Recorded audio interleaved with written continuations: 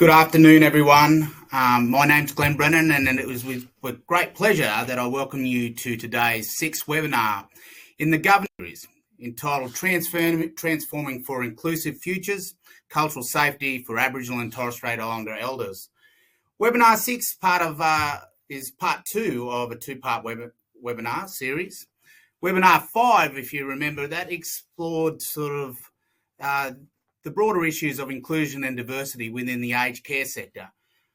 Webinar 6 is an opportunity to equip the participants of the Governing for Reform in Aged Care programs to reflect the importance of Aboriginal and Torres Strait Islander elders, to receive culturally safe care, and to support which recognises and respects the importance of their personal connections, not just to country, but also to the community. So the webinar will also explore the perspectives of Aboriginal and Torres Strait Islander people who serve on governing bodies in the aged care, and will give considerations to the unique challenges experienced by these leaders and the strengths that their perspectives can offer their workplaces. So before we get started though, I should say this, today we'll be drawing on the incredible insights and stories from our panel members, with the intention of leveraging some practical examples to explore the issues of cultural safety, inclusion and diversity in the aged care, with a focus on the perspectives of First Nations people. Before we get started though, I'm conscious that many of you joining us today will have been participating in the program for some time. Others may be quite new to the program and wondering what it's all about. So if you're here for the first time, welcome to the program. If you head to the Governing for Reform website as a registered program participant, you'll have access to a huge range of learning modules, including modules that are shared prior to this event, the Culturally Safe Governance module, and the Consumer at the Centre of the Care model. You'll also find recordings from the previous webinars and information about opportunities to get involved in other parts of the program. One last thing, before we dive into the panel conversation today, can you just draw your attention to the layout of the screen? You'll notice that you can manipulate the screens in any way you like. For me, I just like to keep it pretty basic. So if you'd like to see the presenters in full screen, and you can expand various windows to suit your preference. We're really keen to make sure that this is an engaging discussion. So, while I am reading stuff just to make sure we get us underway, what we want to do is make sure we have more of a conversation. This works best when we actually, people interact, they ask questions. You can ask questions as you go along. We've got fantastic moderators that can also help with this, but and there'll be screens and opportunity. But if you'd like to submit a question for the panel, please do so in the question and answer box on your screen. The intention is to leave 10, 15 minutes at the end where we can actually go through and answer those questions. I think it's really important, right? For you to get the most out of it. We've got some fantastic panel members here today. They're very collegiate. They want to answer your questions. They want to share their knowledge and skills. So I think that really, I encourage you to take advantage of that option. So that's to get us underway. But I think we might jump to slide 2 if we can. And like all meetings that we have these days, and I think it's one of the great things that we see with webinars and the meetings that sort of happen these days. Coming to you today from Wurundjeri country of the Kulin Nation down in Melbourne, or what's also known as Naarm. And I want to pay my respects to elders past, present and emerging. And I also want to pay my respects to people that are on the call today, right? And another mob that are on the call today. And if you can take some time just to drop into the chat and just sort of let us know where you're coming from and who are the traditional custodians of the land from where you're meeting, where you're dialing in from, that would be awesome. I think it's one of the things that we do today that really, make sure that there was a time where we potentially didn't do this, right? But I think it's this growing acceptance of the role of First Nations people, the growing exception, the growing belief that there's information to share and best practices that can be shared. And I think that that's what we're really going to delve into today from our fantastic panelists. So we might jump to the next slide if we can, and just quickly do a little bit about the agenda. And we've got, there you go, there's the agenda. So I'll leave it for you guys to read, but really what we wanted to make sure that we do is to make sure that we provide the opportunity for people to ask. We've got a great panel discussion coming up. There's no need for me to sort of read that for people, but it really is about imparting some knowledge today and making sure that we sort of interact with you guys and the people that are taking the time to dial in so that we can make sure you get the most out of it, right? And I think that we want to leave, I've mentioned this before, we want to leave some time at the end and make sure that you get the opportunity to ask questions. So look, I think you've heard enough from me at the start, and it's probably really important that we probably get to our panel members if we can. And we've got a couple of panel members here, but I think what we might do, and I could read out their fantastic resumes, but we're really lucky to have some specialists in the field. But the first person I might call out, and then we might throw to you, Sarah Brown, so I'll give you a little bit of a head start, is because Sarah Brown's got a fantastic resume, right? And she's currently the Chief Executive Officer for Purple House and has been helping the Indigenous directors to run that organisation since its inception in more than nearly 20 years ago, Sarah, I think. But can you just give us a little bit of background about you for our people on the call today? Yeah. Hi, everyone. It's lovely to be calling in from Aranda country, Murbantua, Alice Springs. The Purple House is an Aboriginal corporation. Our official title is Western Desert Ngunnawal-Chipali-Njaku Jutku Aboriginal Corporation, which is pinned to be, and it means keeping or making all our families well. And I used to tell our nurses they weren't allowed to resign until they could say it and spell it, so they all stayed forever. We started with an auction at the Art Gallery of New South Wales 21 years ago. People from the Western Desert, so west of Alice Springs, right out near the WA border, with their art centre Papanuchula, painted some beautiful pictures. They raised $1 million in one night at the Art Gallery of New South Wales. And their original aim was they were worried about their family members who had a diagnosis of end-stage renal failure, who were being forced to leave their communities to come to Alice Springs for dialysis 3 times a week.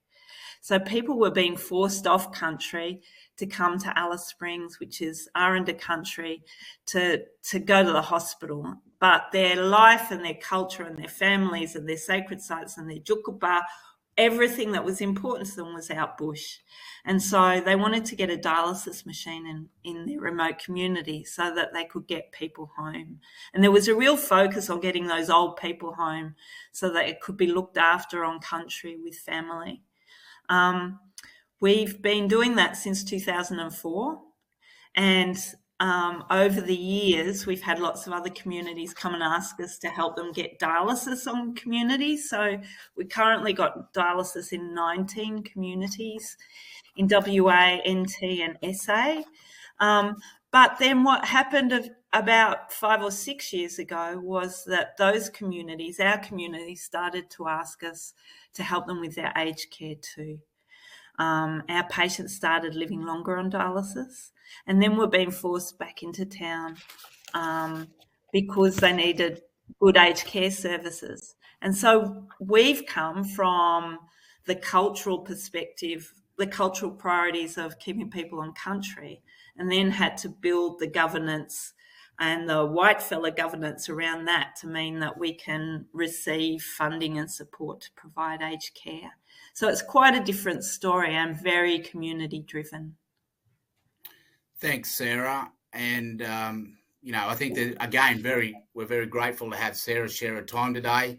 And very grateful those people in the chats that have been chucking in where they're dialing in from. G'day, Wendy French. I've seen your name on there, mate. Haven't spoke to you for a while, but I think that's one of the great things that we do when we bring people together. Thanks, Sarah, for that intro. But I might throw our next panellist, the fantastic Ken Markwell. Ken, I'll throw to you, brother, so that you might be better to who's your mob and where you're from, but also talk a little bit about your experience. Yeah, thanks, Glenn. Jingi Wallo, Onyanari, Yumbalala Gidjum, Minjibul Yagan. So I'm dialing in from Tweed Heads on country, on Minjibul country, and also like to pay my respects to all the old people that have gone before us and their country, and all the countries we're dialed in from today all around Australia, and pay respects to our old people and our leaders of today and tomorrow, and our non-Indigenous brothers and sisters. And thanks for the opportunity to share some thoughts and around this really important topic. Just in terms of my background in Aboriginal and Torres Strait Islander affairs for 30 years in many varied sectors all over the country. I had the fortune of working all over this beautiful country with many mobs. Up until recently, I was the Executive General Manager of Indigenous Services at Australian Unity, which was one of the largest employers of Aboriginal and Torres Strait Islander people in the aged and disability sector in Australia. It started by 2 care workers in Redfern in 1986. Has over 350 staff and over 3,000 customers, mainly across New South Wales. I'm also engaged on the remote accord, so I'll probably talk a little bit about this because we can get aged care right in remote settings, you can get it right everywhere. So as part of the Matter of Care report, I'm sure many of the participants are very familiar with, developed by Dr. John Pillars, with 14 strategic actions. One of those was to establish a remote accord and delivering high quality, culturally appropriate aged care in remote settings takes particular focus and emphasis to get it right. So I might share a little bit about that. But the remote accord does some amazing work advocating for outcomes for remote aged care. If you're talking remote, 55% of all aged care in remote, which is remote in very remote settings, which is 75% of the continent, is Aboriginal and Torres Strait Islander aged care. Yeah. Thanks, Ken, and thanks, Sarah. I suppose we might get the show on the road. I've got a couple of questions here that I wanted to ask, but and I might start with you first, Sarah, right? But can you share your perspectives on cultural safety for First Nations elders and why it's important to address inclusive service provision? Sure, it's a huge question, but I guess for us, our directors are all Pintabee Luritja people from the Western Desert, so they're coming with very clear priorities around cultural safety and the way they want their services to be run. And so for us, the challenge is almost the reverse. It's making sure that we stay true to those cultural priorities and keep all the other stakeholders happy at the same time. But in general, it's really not rocket science. It's about listening to your customers, to your consumers, and deep listening about the things that are important to them and their families. And the things that people in aged care value and want from their service. And I think if services do it well, whatever culture is involved, then the outcomes are fabulous for not only the residents and their families, but also the staff, because really it's about doing the very best for people, and having a deep understanding of what the things are that are important to your clients. So, of course, Aboriginal staff in services is absolutely critical. And if you're going to attract and keep Aboriginal staff, it has to be a safe place for them to work, and they need to feel valued and like they want to come to work every day. And I'm sure Ken can talk a lot more about that, and how you embed cultural safety in everything that you say and do, and how if you're successful in doing that, you end up with a service that everybody enjoys a whole lot more. Yeah, thanks, Sarah. Ken, I think that question, sort of as far as sort of organisations and community, but the benefits of creating an environment that fosters cultural safety in aged care, it's much more than just for the consumer, right? Yeah, absolutely. Glenn, you broke up a little bit there, and probably my Wi-Fi, but just to share some perspectives on cultural safety and sort of some practical things that are needed around cultural safety. You think cultural safety, whether a customer joining an organisation to have services provided, or a staff member making an important decision to come and work for an organisation, or whether it's an Indigenous business provider that wants to deliver services, this is a cultural contract, an inherent cultural contract with an organisation, that there will be a respect for culture and identity and what matters, to the point that Sarah made. If I ask the question to the many people joining, have a think about this morning when you woke up. If I ask you, what's the matter? You might say you had a headache, you're tired, you might not have slept well, you've got a sore leg. Whole range of answers. But if I ask you what matters, you might say your country, your job, your family. Two similar questions, but two very different answers. So for me, it's about understanding what matters to Aboriginal and Torres Strait Islander people. And that's really key to driving then a framework or a model of care that is culturally appropriate based on what matters as well as what is the matter. Yep. And so we certainly did that at Australian Unity and Indigenous Services. And, we had 85% Aboriginal and Torres Strait Islander staff. Why? Because it's culturally appropriate to deliver services with and alongside Aboriginal people, by Aboriginal people. Yeah, and that makes a whole heap of sense, I think. So, but if just keen to get both of your thoughts too on the perspective of the importance of trauma-informed healing centres approaches to aged care. I think it's something that we sort of hear a lot of, but I was really, Sarah, and I might start with you first. Just your perspective on trauma-informed.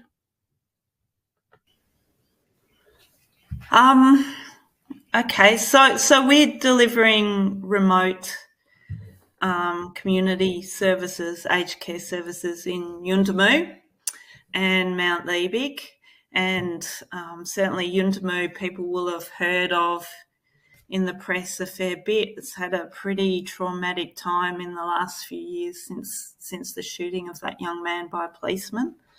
So we're in the middle of trauma every day, and it comes on top of, in the Territory, considerable trauma that's been caused by a succession of government policies, including the intervention in my lifetime, and lived memories of massacres and children being taken away from their parents.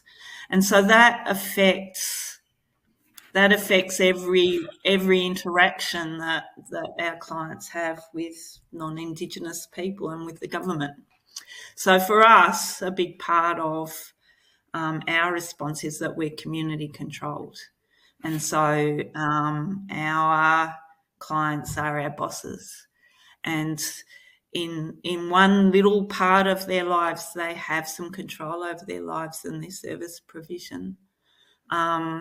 In other places, in places where there's more services, I think there's probably more kind of formalised and sophisticated trauma-informed responses.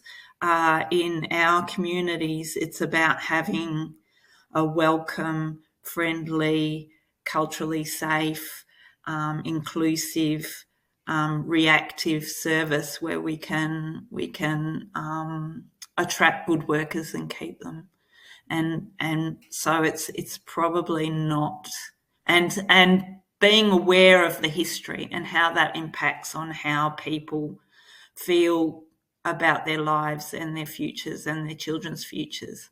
But I know there's a lot more sophisticated responses happening in other parts of the country. Sometimes we're keeping the doors open and keeping people being able to wash their blankets and have healthy food and get out bush. And that's the best we can do on some days. Yeah. And I think the best you can do on some days sort of would resonate with a lot of people on the call today. But Ken, I might throw to you there, because that trauma-informed and healing centre approaches, I'm sure you've seen a lot of it, seen what works, but just interested in your perspective on it. Yeah, particularly working in New South Wales with elders that have had generations of impact, intergenerational trauma. And one elder in particular, I remember going to his house, and within 15 minutes, the two of us are holding each other crying, because his mum lived 5 minutes around the corner, but he didn't know his mum. His mum was stolen generation. She's an Aboriginal woman, but this impacted his relationship with his wife and with his own children, not knowing his mob, because for us, identity is our whole worldview. Everything starts with who. That's why I always say two questions: who's your mob? What's your name? It always starts from that whole worldview. And for him, that was quite traumatic. And so some of the practical things we put in place when we delivered mental health care or allied health care or care into homes, obviously we had Aboriginal model of care based on what matters as well as what is the matter. That informed the entire model of care, which for us was Yinjamara, based on respect, giving honour, going slow, taking responsibility. We had Aboriginal staff delivering services to Aboriginal people. We had cultural safe communications to elders, and that was proved to be highly successful during COVID. We lost one elder, one too many. Ken, can I just ask you to sort of go into a little bit more detail about that investment that you're making in your people? I know that you had Indigenous staff, but you were sort of investing in them to make sure they were capable of, well, capable is the wrong word, but they were sort of their capacity and their capability to be able to sort of respond to these really unique sort of and frankly confronting situations. But I'm wondering if you could dive into that a little bit for us. Right through the recruitment, we sort of, through our mass onboarding programs, we had elders involved and frontline workers. That's that cultural contract. And the elder was sharing what matters to them and what is the matter, and this is how they want to be cared for. And frankly, some people didn't make the grade, but many did. So right through everything of recruitment, retention, development, we had mob community involved in how we did it, where we did it. That's genuine co-design, co-decide, co-delivery. Other practical things when it comes to service delivery, the ratios that we had for service coordinator to frontline workers was different to mainstream.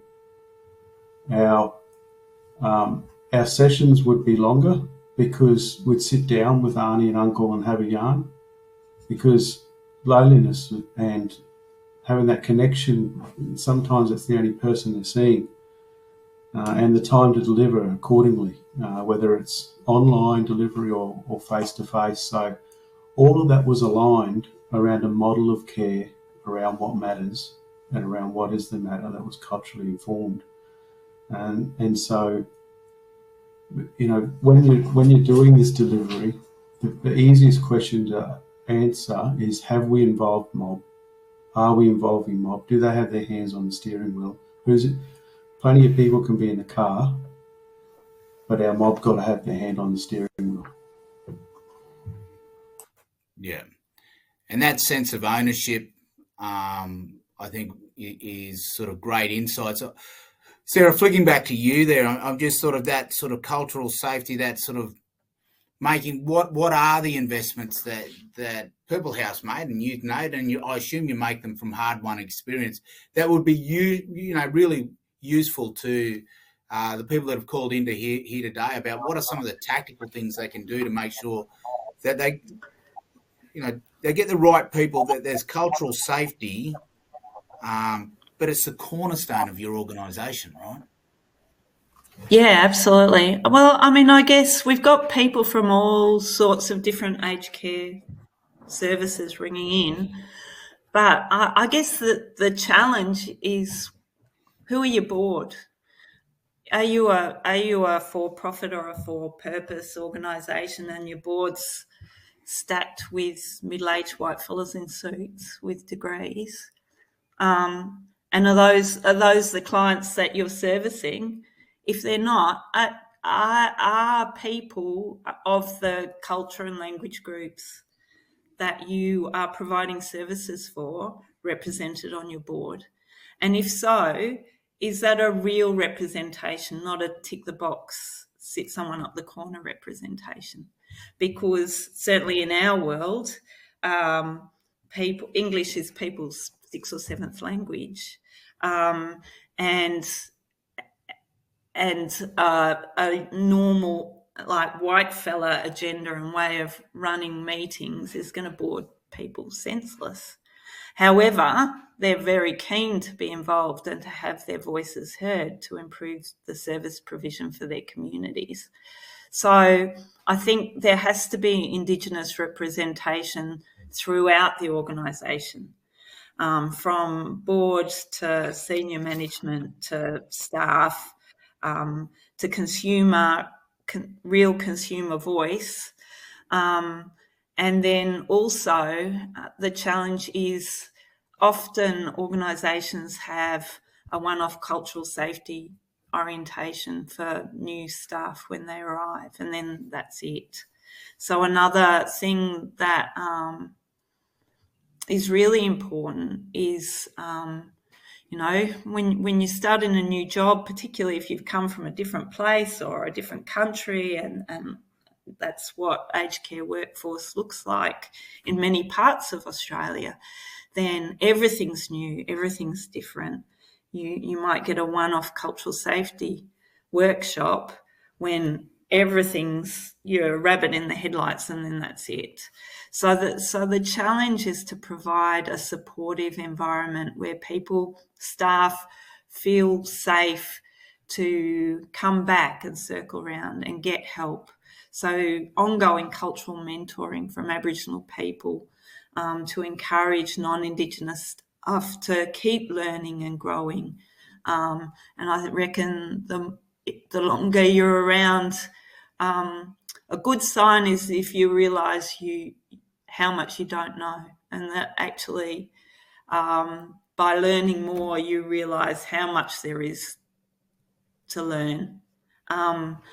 So those would be a few things: real consumer involvement ongoing cultural mentoring, ongoing support for Aboriginal staff, and having Aboriginal people really involved in every part of the organisation.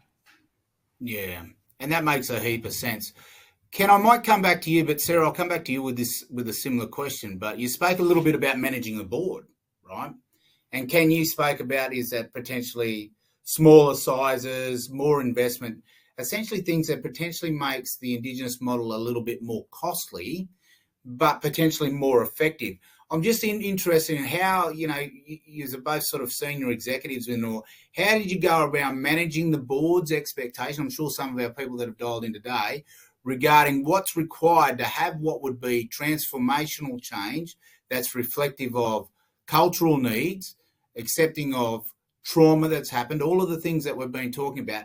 How do you go about managing that and making sure that you're providing the right information up and getting them to be supportive rather than to see potentially Aboriginal and Torres Strait Islander people as an expensive sort of side venture? Ken? Yeah, look, it's a good question, Glenn. I think, just drawing on the Australian Unity experience, we had a really executive, we had a reconciliation action plan that we reset around Aboriginal, three things: Aboriginal employment, Indigenous procurement, and cultural capability. And this is about leadership and accountability in organisations. And if this matters, and you have one Aboriginal staff member or 1,000 or customers, then it's imperative to have culturally appropriate trauma-informed care and practices and have that embedded, as Sarah mentioned. One of the things we did was make it compulsory for 7,500 staff to have cultural awareness. And that was seen as an investment in people, Aboriginal, non-Aboriginal people. And it wasn't one-off, because cultural learning is a lifelong journey.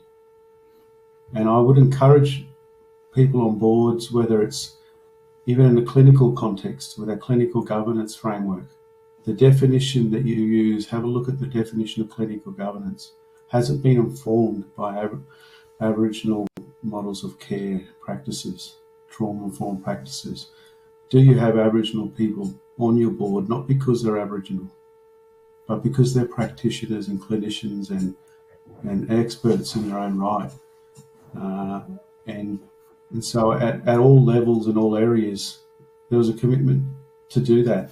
And it was seen as an investment in producing the best outcomes for both the organisation and Aboriginal and Torres Strait Islander people.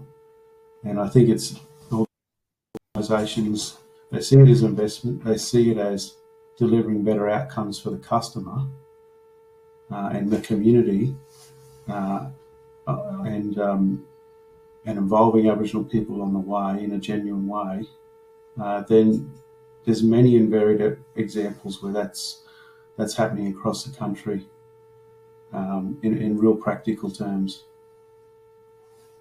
Yeah, I like the idea of that. It's an investment. It's not sort of, just as what you would do with any of your other stuff.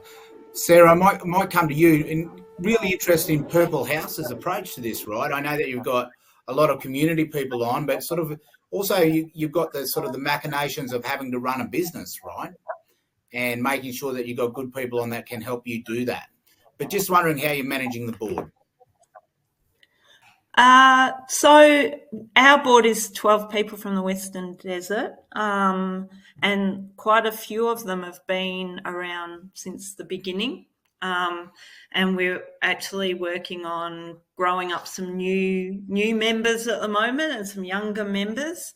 I was thinking about so our strategic goals has Nura country in the middle, and then helping people to have a good life, the best life possible. And then the third circle is Jukuru Wankanjaku, which means doing things the right way. And that's both ways. It's that steering wheel scenario where there's cultural priorities and clinical priorities and aged care standards and all the rest of it in that third circle around everything that we do. But interestingly, our directors have been working on a resource, actually paid for with a bit of money from Australian Unity, thank you very much, where our language group is unpacking. So they've basically done a big workshop where they've sat down and they've thought about what are the important things about looking after old and disabled people on country from a cultural perspective. And then they've unpacked the new aged care standards into language that's not bureaucratic and makes sense to people. And then they've tried to put them together. And in fact, when you unpack the language and look at what the aged care standards are actually saying, it's very similar to the things that our directors and our old people are saying they want our service to be. And so there's challenges with all the new changes coming. And I think we're doing our best to work in two worlds, but there's going to be some challenges for the government too, to recognise different ways, different worldviews and different ways of doing things, and that you can prove that you're competent and responsible in many different ways. And so the challenge is going to be maintaining that cultural safety while still ticking all the boxes for the Commission and the Aged Care Quality Commission. And I think we can do it, but it's going to take negotiations from both sides. Yeah, that makes sense. Look, I'm just conscious of the time, and we so just a reminder for, those people dialing in, if you've got questions, please put them in the chat. We'll make sure we'll leave some time for it. But Ken, I was going to come to you and just on this sort of the service provision in remote communities and get you to talk a little bit about the aged care workforce remote accord leadership group that you're part of, and what they're intending to do. But, and more importantly, what do you hope would be the impact of it?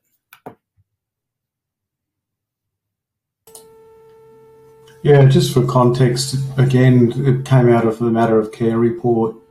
It was one of the 14 strategic actions around aged care workforce. And as we know, there's no care unless you've got a good workforce. And with the acute workforce shortages, it's even more significant. But delivering in remote areas, we know we need flexible place-based approaches. And we know that 55% of that delivery is with Aboriginal and Torres Strait Islander people. So the real purpose of the remote accord is basically service providers and experts across all of the remote areas who are doing this and have done this over many years, working with the department and with all those providers and organisations, whether they're small, medium, large, for-profit, not-for-profit, community-based, looking at workforce solutions for remote areas. And one thing's for sure in remote areas, you can't have a one-size-fits-all. What works in Kununurra doesn't work in Wilcannia. And so it has to work for those local communities.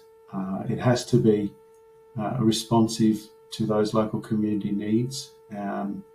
And we've got some trial sites that we are now looking at different ways, funding's applied, workforces are engaged, recruited and supported to be able to provide high quality, culturally appropriate care to Indigenous and non-Indigenous people in remote settings. So it's really exciting times.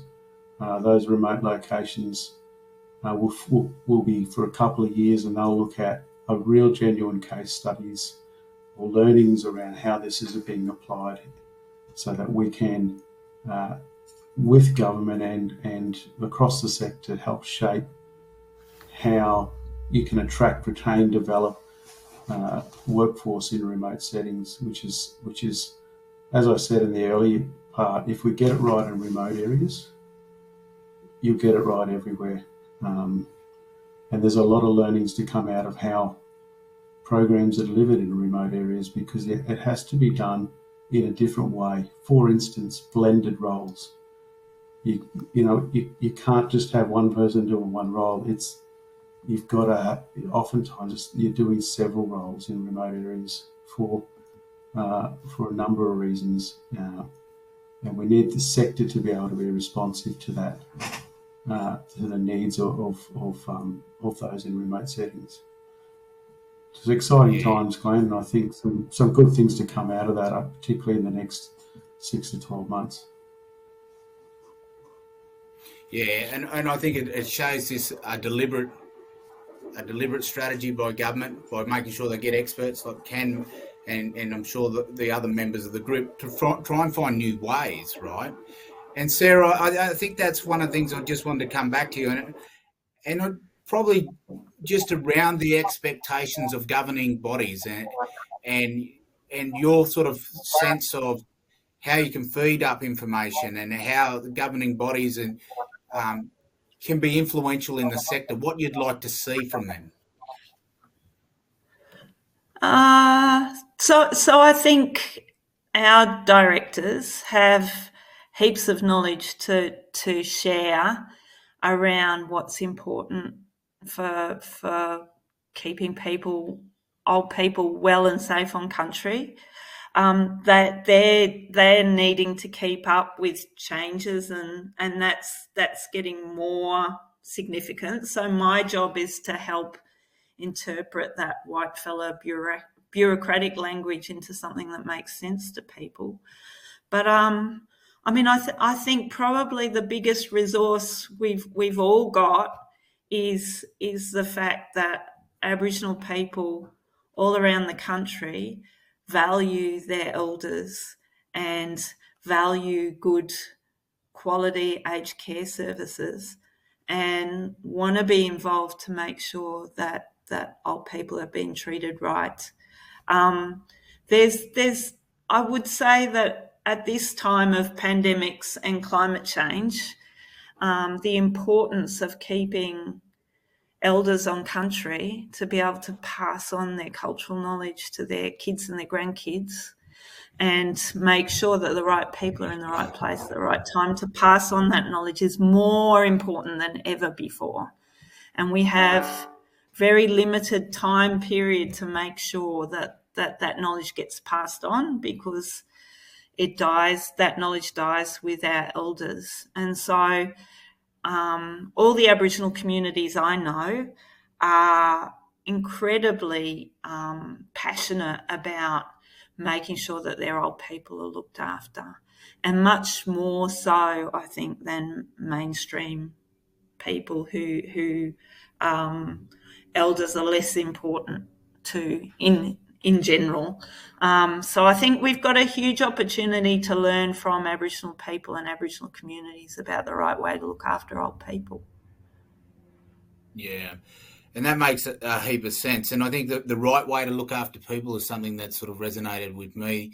I'll come back to you, Sarah, because I sort of want to unpick this a little bit. But Ken, I wanted to sort of raise this, your perspective on the difference between the dignity of risk and duty of care, and finding that right balance. But your perspective on that? Yeah, I think the balance has been able to, as I said, use that analogy. Is you've got to have Aboriginal hands on the steering wheel, so people can be in the car and providing that advice and guidance. But Aboriginal people want to live on country, and they have a right to, because that's their country. And they also have a right to the highest quality, culturally appropriate care where they live, because those remote locations aren't remote locations for the people who belong there. That's people's country, whether it's remote or not. And so, to me, that's where providers need to understand this from a cultural perspective, and be able to think about the implications of that and understand it, and be able to provide that guidance and care in the car alongside Aboriginal elders, and allow them to be able to navigate what matters to them. When we ask elders what matters, They were very clear. It was connection to each other, connection to country, identity, their spiritual health, their emotional health, their physical health. And some of them said jobs as well, because they're 50-year-olds rather than 65, because as we know, the entering age care is 50, not 65 for Aboriginal and Torres Strait Islander people. So that's what we built the model of care around. And that informs everything, Ken. And so we were able to develop robust, repeatable, simple ways of measuring and reporting on customer outcomes. And that informed how we did work, and then ultimately informed how we went to government. So to your earlier question, I think, Glenn, what institutions can do, whether it be the Commission or, the funding bodies, is understand that an Aboriginal model of care has been around since time immemorial. It's all the community caring for an elder with a capital E. Elders are revered knowledge holders, and we've had that model of care. There are many learnings and guidance for aged care across the whole sector that can come from Aboriginal models of care. And I think that whether you're a funder, there's a certain investment and cost associated with that to provide high quality, culturally appropriate care from urban, regional and remote. And from the Quality and Safety Commission, when they're coming in, how do they have Aboriginal and Torres Strait Islander people coming in and working with providers, and when they're looking at their quality standards, how can they support them to make sure, as Sarah said, support them to be able to understand the quality standards, understand and apply those in a way that's meaningful for the community that's being provided. So I think my sort of key point here today is we need to understand the impact we're having on an Aboriginal person's life. We need to be measuring, reporting, funding and delivering on outcomes, both negative and positive outcomes we're having on customers' lives. That's really important, because for a long time, especially in Aboriginal affairs, we've funded on activities, doing things to people. We need to be funding and responding to what matters to people. Yeah, thanks, Ken. I think that makes a whole heap of sense, right? But also wanted to sort of draw you in here too, Sarah, knowing that I was fascinated with the dialysis story that you sort of spoke to about, and being able to sort of navigate that, but the dignity of risk and the duty of care. Yeah, so people have a diagnosis of end-stage renal failure. Our mob are living a lot longer now than they were before. We've got the best survival rates in the country. But you can, lots of hospitals and lots of specialists, nephrologists, kidney doctors coming from the very best place are wanting to minimise risk. And so we've had to do years and years of talking and risk managing to try to persuade the nephrologists that people should have access to their country. But at the same time, having those conversations with the patients and their families about the reality of life is that if you have a heart attack in Kintore, then it may be hours and hours before a flying doctor service gets out to evacuate you. And so your choice is to live in town away from country next to a hospital, or to be home getting really good dialysis care, but knowing that if something buggers up, then it's going to be harder for you to survive that. And in almost every case, patients and their families have decided that having those people at home and being cared for on country far outweighs any risk. But it's about those conversations, and it's about being really honest with people about what services are available in remote communities and what they can expect if they get crook. So both what happens if something untoward happens and people have to decide whether they're going to stay on country to die or they're going to come into hospital. And then at the end of life, when they can't have dialysis anymore, would they like to be back on country to die on country with their family around them? So the patients and their families have been really clear about what's important. Often it's persuading the clinicians that it will be okay and they're not going to be blamed if someone passes away on country, because as far as we're concerned, that's a good outcome. Yeah, and I think there's a real sort of balancing act there, right, for people who sort of potentially have priorities that are not necessarily aligned with that of the community or the what we're hearing here is potentially the customer or the elder, right? So, and their sort of dignity at the end of the day. I just wanted to say thank you for talking about that, and I think that sort of sets us up for to provide some great sort of practical learning experience for the people that have sort of dialed in. I just suppose I wanted to cut a little bit different now and just a couple of sort of things from both of you is that for the people that have dialed in, what are the big sort of three things? Ken, I might let you start first, but the big three things that, if you're sort of we're talking about the care of Aboriginal and Torres Strait Islander elders here. We're talking about people that are coming looking to learn. But what are the three big things that they really should take away from today?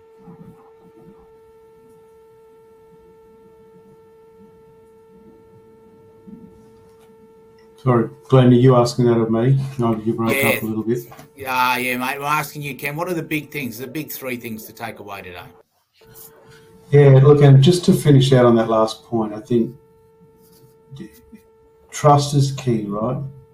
Trust, and it goes to one of my first points in the model of care right at the centre, is having trusted relationships, because they can be tension-based, they can be culturally appropriate, but the person who holds the trusted relationship with the customer must be involved. Carers, family, and the person delivering the service, and that's really important. I think a couple of things for me, if we're looking at practical things individuals can do and think about around culturally appropriate care, I think this is a real honour and a privilege to be able to deliver culturally appropriate care for Aboriginal and Torres Strait Islander people. And I think for individuals involved in looking after our elders, Indigenous or non-Indigenous, it is an honour and a privilege, and it's a lifelong journey and education. So that knowledge of culture and is an earned knowledge. It's not a learned knowledge. And I think for individuals that choose to go along that journey, it's a really important decision, because they can become an ally and an advocate for culturally appropriate care and looking after some of Australia's most vulnerable.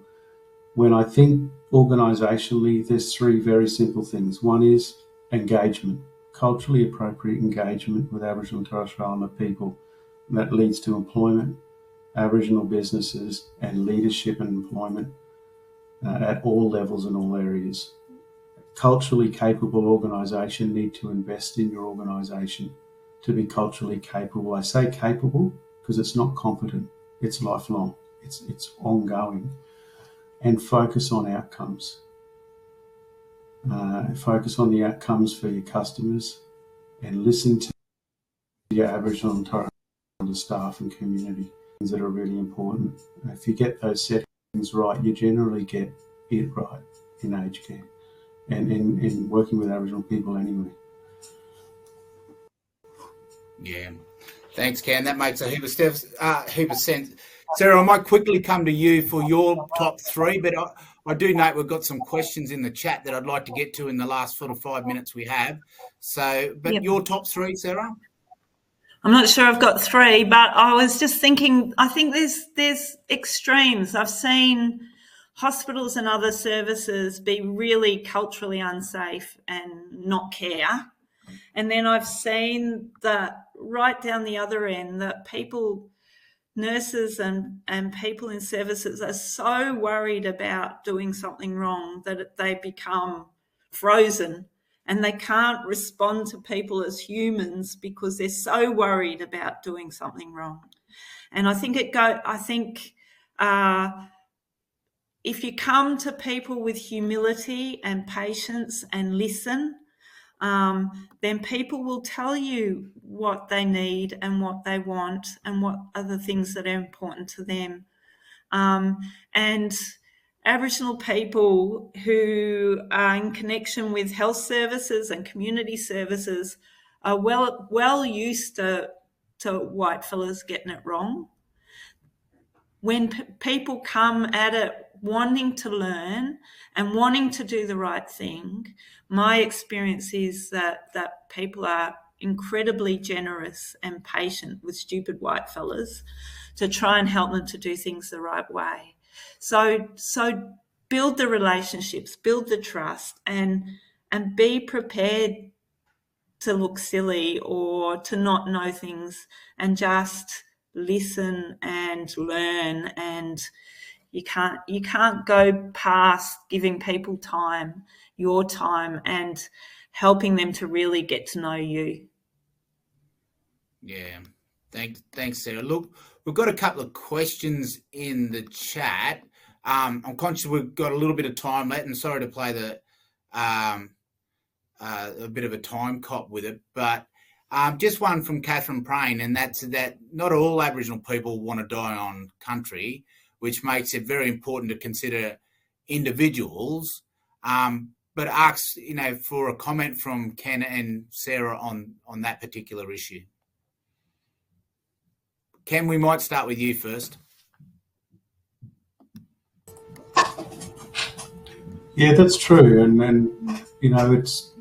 that's what I said earlier, is understanding what matters. Some of our community don't want to die on their country, or may not be aware or how of those connections, as I said earlier.